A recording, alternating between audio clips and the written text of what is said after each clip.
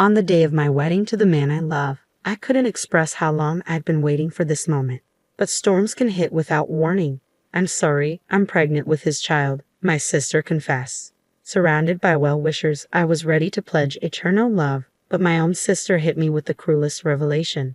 Even Dad, whom I thought would support me, defended her. Why did this happen? What had I ever done? As I was drowning in despair, things took a turn I could have never anticipated. My name is Riley, 26 years old, and I work at a foreign company as an ordinary employee. My life had been pretty mundane until now. 2 years ago, I met my destiny, Thomas, 28 years old. We met at a client's company and are currently engaged. Thomas made the first move, and after a year and a half, he recently proposed. Thomas isn't just great at his job, he's also well respected. I was so proud to have Thomas as my fiancé. Today, I brought Thomas home for a family meeting. I hadn't been home for a few months, and Mom and Lily greeted us warmly. "Riley, it's been a while. To think you'd come to announce your wedding," Mom said, quite surprised. "Sorry about that. Work has been hectic." "It's okay. Alexander is waiting inside." "Thanks. Oh, where's Mary?" "She's here, in her room." Honestly, I didn't want to see Mary. The truth is, I've never really liked her. Mary is my older sister, and even at 30, she doesn't work. Mary has always been beautiful and treated others very well. Because of this, people always said she was adorable and such a good girl. As a result, she grew into an uncontrollable troublemaker. But the frustrating thing is Mary's true nature only comes out around me. In front of our parents and relatives, she plays the role of a perfect little angel. My feelings towards Mary started to sour before I even entered elementary school. Even before that, as a child, I had my grievances with her. One incident that stands out is my 5th birthday. On that day, my parents gave me the rabbit plushie I had wanted for so long. But right after, Mary burst into tears out of the blue. I wanted that plushie too. "But Mary, didn't you say you didn't like bunnies?" "I do like them. You copied me, Riley. It's so unfair." "No, that's not true. I've always loved bunnies." "Liar. Riley, do you hate Mary that much?" Mary sobbed uncontrollably, making the atmosphere tense. What made things even more complicated was that Dad, Alexander, doted on Mary excessively. Whenever Mary and I had a falling out, Dad always sided with her. Of course, this time was no different. Dad forcefully took the rabbit plushie I was holding and handed it to Mary. "Dad, that's the one I just got. Listen, Riley, you're the younger sister. Mary comes first, so give it to her. But I've wanted that bunny for so long.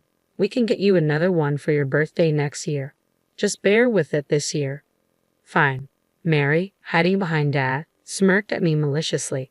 I can't forget the look on her face from that moment. It was as if her eyes were telling me, "That's what you get." A few days later, I found the plushie that Mary had taken dirty and discarded in the trash. Crying, I went to Dad, but he dismissed me, saying, "You're the younger sister. Deal with it." From then on, I gave up expecting anything from my family. After that, Mary frequently tormented me, and whenever we argued, I was always painted as the bad guy. Mom would step in to defend me, but Dad continued to shower Mary with affection regardless. Because of Dad's incessant spoiling, Mary never held down a job and still lived a carefree life at our parents' house. She would take on part-time jobs briefly, only to quit soon after, and whenever she needed money, she'd beg Dad. Each time, without reprimanding her, he'd give her an allowance. Mom grew tired of Dad's behavior and stopped intervening. Because of our past, I despised Mary and didn't want to see her. The mere thought of her causing another scene filled me with dread. Despite my anxiety, I headed to the living room with Thomas, but only Dad was sitting on the couch. Mom prepared some coffee, and the conversation shifted from casual chit-chat to talk of the wedding. As we discussed the wedding date, I heard footsteps coming down the stairs. Oh no, I prefer she not meet Thomas, but my fear quickly became a reality. Mary, wearing a revealing outfit, entered the living room. Feigning sweetness, she addressed me. "Oh my, Riley, long time no see." "Mary, we're discussing something important. Can you come back later?" "What's going on? Am I being excluded from some secret conversation?" "It's just about the wedding." "The wedding? So the guy over there is your fiancé?" Mary approached Thomas, saying sweetly, "I'm Riley's sister," with a warm smile. Thomas seemed somewhat charmed by her. Biting back my urge to shout, I stood up and left the living room to suppress my anger. I headed to the bathroom. Why does it always have to be like this? Mary's always in my way, and Thomas better not be falling for her. I took a few deep breaths to calm myself before returning to the living room. I found Mary and Thomas deep in conversation, laughing together. Witnessing that scene, the anger I'd been suppressing surged instantly. I gathered my things and called out to Thomas. Thomas, we're done here. Let's go home. Huh? Are we leaving already? What about the wedding plans? I'll contact Mom about it later. Can we just leave now? All right, Alexander, Lily, Mary, it was nice seeing you all. As we tried to exit the living room, Mary ran up to Thomas. Come back soon, she said, flashing a big smile. It irritated me. I had told Thomas about Mary before, yet seeing him so taken with her made me feel anger again. On our way home, I approached the topic with Thomas, trying to dispel my anger and anxiety. Thomas, you remember what I told you about Mary, right? Yeah, I do, but based on her chat today, she seems nice. That's the thing, she's like that with everyone but me. Please don't be so easily fooled. Hey, I'm not easily swayed. The one I love is you, Riley. I wouldn't fall for any temptations. I trust you. Yet, recalling Thomas's expression around Mary earlier, I still felt unease. I think we should avoid visiting my family home as much as possible after we're married. After that, we didn't discuss Mary and simply enjoyed our time together. Our wedding preparations were well underway, and I was too busy to dwell on anything else. Then the big day arrived. My wedding dress, which I had tried on many times and finally chosen, was perfect. My makeup was slightly bolder than usual, and I wore a subtle tiara. The once-in-a-lifetime event, the day I'd long dreamed of, came faster than I thought. Thomas looked tense, of course. I felt the same nerves, but more than that, I was overwhelmed with joy that we were finally becoming husband and wife. After the ceremony, as a whirlwind of emotions engulfed me, we transitioned to the reception venue. Once the groom finished his speech and the meal began, suddenly Mary, seated at the family table, broke down crying loudly. Everyone's attention was on her. When Dad asked what was wrong, Mary dropped a bombshell. I have something to apologize to Riley for. Apologize? What are you talking about, Mary? I asked. Riley, I'm so sorry. I'm pregnant with Thomas's child. What? I couldn't process this unexpected revelation. Mary's words echoed in my mind. Pregnant with Thomas's child. I cautiously looked over at Thomas, seated next to me. His face was pale, and he was sweating, looking down. In that moment, it hit me. What Mary was saying was true. Suddenly, my vision blurred, and I couldn't control my body. Then everything went black. I don't know how much time had passed when I came to lying on a sofa in the venue's waiting room. There was a slight headache. Then Mom approached, handing me a bottle of water. Riley, thank goodness you're awake. Mom, what happened? That must have been tough, to suddenly face such a situation. Yeah, I replied, still in shock. With Mom's words, the reality that Mary wasn't lying about her pregnancy hit me. It seemed like Mary had managed to take something precious from me again. Oddly, despite everything, I felt a strange sense of detachment, as if I were watching someone else's life fall apart. I didn't feel anger, just a deep emptiness. Before I knew it, tears began to flow, and overwhelming frustration consumed me. Mom hugged me tightly, trying to console me. Riley, it's okay. It's going to be okay. All right. Don't cry. Mom, just rest for now. We'll talk about everything properly later. For the next few days, I stayed somewhere else with Mom. The thought of returning to the family home with Mary or the apartment I shared with Thomas was unbearable. A few days later, I started to feel better, and my emotions began to stabilize. Upon telling this to Mom, she decided it was time to sit down and talk with Mary and Thomas at our family home. Seeing Thomas after such a long time, he looked worn out and pale. In contrast, Mary seemed smug and triumphant. I decided to first ask Thomas about his feelings. So, what's the plan now? Well, that is, it's quite something getting your fiancé's sister pregnant. I'm too stunned to even blame you. I'm sorry, but I love Mary. I can't marry you, Riley. I knew this was coming, but hearing Thomas's decision still stung. Sensing my emotions, Mary had a mocking grin on her face. Trying to hold back my irritation, I confronted her. What do you want, Mary? Well, isn't it obvious? I want to marry Thomas for our baby's sake.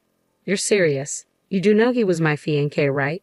So even after all this, you still want to marry Thomas? That's perhaps because Thomas chose her, Mary said with certainty as if she had no competition left. Her apologetic face at the wedding venue was nowhere to be seen, replaced with a hateful smirk. Talking further felt like a waste of time. Feeling resolved, I realized it was time to move on from both of them. I took a deep breath to end the conversation, but Dad, who had been listening, spoke up. Riley, you understand, right? Dad, what are you talking about now? You've always been told to give way to your younger sister, haven't you? What's your point? Hand over Thomas to Mary. To begin with, there's a reason he cheated on you. In that instant, something inside me snapped. All this time, I've been told to give in to my younger sister because she's younger. This is so unjust. I won't put up with it any longer. I'll get my revenge. I plan to demand compensation from Mary and Thomas and get a restraining order against Dad for past abuse. But before I could act, Mom stepped forward. She stood before Mary and smiled gently. Mary, first off, congratulations on your pregnancy. Thanks, Mom. This will be your first grandchild. Grandchild? Don't make me laugh. You're no longer my daughter. What? Mom, what are you saying? How could you stoop so low as to steal your sister's fiancé and get pregnant by him? You're no better than a monster. Hearing the stern tone from Mom, a side she'd never seen before, Mary shrank back in fear. Dad, concerned about Mary, stepped in to intervene. Hey, what's gotten into you? This is hard on Mary. Hard on her. At that moment, Mom stood directly in front of Dad, gripping his shirt tightly. Enough is enough. What on earth are you talking about? How can you say it's hard on Mary? Don't you see how Riley is the one truly suffering here? Calm down. Mary isn't the only one at fault here. Riley played her part in this too. Dad kept trying to defend Mary, but Mom had had enough. She released her grip and said, no more excuses. Riley deserves better than this, and it's time we support her, not coddle Mary. I don't ever want to see Mary again, and we're getting a divorce. What? Yes, a divorce. Why would I stay in a family with someone so heartless? If you understand, then please leave. But, am I joking? Absolutely not. Can't you see how much you've hurt Riley? And if you ever try to harm my precious daughter again, even if you're family, I won't hesitate to take you down. Got it? Mom's forceful words turned Dad's face pale, and for good reason. If he were kicked out, he'd have nowhere to go because the house, passed down from Mom's grandparents, was in her name. Dad had married into the family of wealthy landowners, but after the grandparents passed, he became more dominant, disregarding Mom's opinions. He always said, I am the one supporting this family, probably getting too arrogant after their passing and completely forgetting one crucial detail. The house was inherited from the grandparents and was under Mom's name. Realizing the predicament he was in, Dad knelt before Mom, repeatedly apologizing. I was wrong. Please forgive me. I won't side with Mary again. Just don't kick me out. But Mom was resolute. She began packing Dad's belongings. Once packed, she threw his stuff outside. Here, sign the divorce papers and leave. I don't ever want to see your face again. But, move it or I'll take this to court. Startled by the word court, Dad hurriedly began signing the divorce papers. He then loaded his numerous belongings into the car and left the house. Left behind in the room were Mary and my ex-fiancé Thomas. Thomas looked overwhelmed by Mom and was trembling. How pathetic. Why did I ever consider marrying such a person? On the other hand, Mary still had a smidge of arrogance left. I said to her very clearly, you know I'll be expecting full compensation from you. Compensation? We're sisters. Excuse me, think that matters now? You stole my fiancé, that's a fact. But I don't even have a job. Instead of apologizing, Mary was still trying to justify her actions. Seeing such a pitiful sight, I was utterly disgusted. Finally, I let loose, expressing all the resentment I'd been holding in. Stop making excuses. Whether you work or not, I don't care. Who's to blame for all of this? It's a result of your shameless affair. And after all the trouble you've caused, you still act so self-righteous. Wait, please. I apologize. Just please no compensation. Sorry, you think I'm a fool who would forgive such a shallow apology. I've put up with your crap for years, but enough is enough. Being related to someone like you is just embarrassing. Got it? I won't show any mercy, no matter how much you cry or beg. I'll come after you with everything I've got. Mary broke down, begging and pleading, but forgiveness wasn't an option. Like Dad, Mom packed up Mary's stuff and threw it outside. When Mary and Thomas were reluctant to leave, Mom and I forcibly evicted them. After that, Mom and Dad divorced. My engagement with Thomas was called off. I hired a lawyer and demanded compensation from Mary and Thomas. For Thomas, I required that he cover all the wedding expenses. Mary went into debt, and Thomas exhausted all his savings to pay the compensation. But word of Thomas's affair spread throughout his company, as colleagues were present at the ceremony. Consequently, he was shunned, and, unable to bear the humiliation, he resigned.